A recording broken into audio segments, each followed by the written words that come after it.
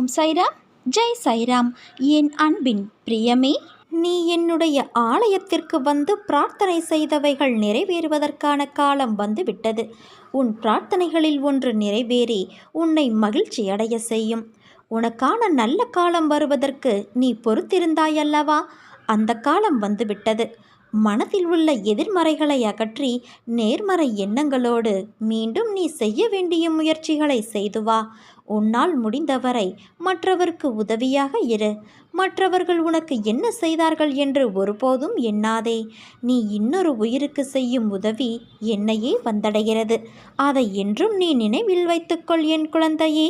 இன்று உன்னை சிரித்த முகத்தோடு பார்க்கும்போது என் மனதில் எழும் சந்தோஷத்திற்கு அளவே இல்லை. உன் சிரிப்பை பார்த்து எவ்வளவு நாள் ஆயிற்று?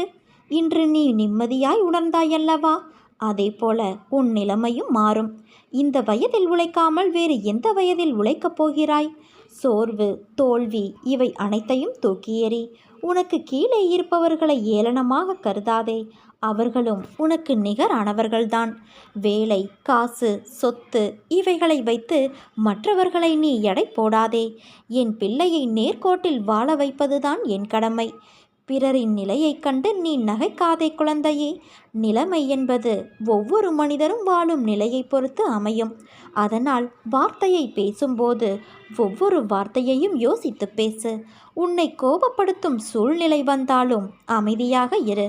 கோபத்தில் பொறுமையையும் நிதானத்தையும் இழந்து விடாதே. அமைதியாக செல்வது என்பது தோற்பது என்று கருதாதே. தோற்பது முக்கியமல்ல, இறுதியில் யார் நிறைவடைகிறார்கள் என்பதுதான் முக்கியம். உனக்கு பிடிக்காத விஷயங்கள் நடந்தால் அந்த ஒரு நிமிடம் என் நாமத்தை உச்சரி. என்னை உன் நினைவில் கொண்டு வா. மற்றதை உன் தந்தையான நான் பார்த்து கொள்கிறேன். என் தங்கமே, நிதானமாக எல்லோரிடத்திலும் பேசு. இனிமேல் என் நாவில் தோன்றும் சொற்களின் பேரருளை நீ பெறுவாய். நீ எதற்குமே பயப்படாதே, கலங்காதே. உன்னில் நிச்சயம் வெற்றி என்ற தீபத்தை நான் ஏற்றுவேன். நீ உன்னில் பார்க்கும் அனைத்துமாய் அகிலத்தின் ரூபமாய் உனக்கு நான் இருப்பேன். உன் அன்பின் ஆழத்தையும் பக்தியின் தூய்மையையும் நம்பிக்கை, பொறுமை எதையும் எதிர்நோக்கி தாங்கும் உணர்வு அனைத்தையும் நான் அறிவேன். என் பரிபூரண அருளும் ஆசிர்வாதமும் அன்பும் பெற்ற என் செல்ல குழந்தையல்லவா நீ? என் தங்கமே, உன் மனதிற்கு நிம்மதியை தரும் மாற்றங்கள் தான் இப்போது உன் வாழ்வில் நடந்து கொண்டிருக்கின்றன. விரைவில் உன் மனம் எதிர்பார்த்த அந்த நிம்மதியான வாழ்வை நீ வாழப் போகிறாய். இல்லத்தில் உள்ள பிரச்சனைகள் முடிவுக்கு வரும். உன் உள்ளத்தில் அடுத்து என்ன செய்ய வேண்டும் என்ற தெளிவான சிந்தனை பிறக்கும்.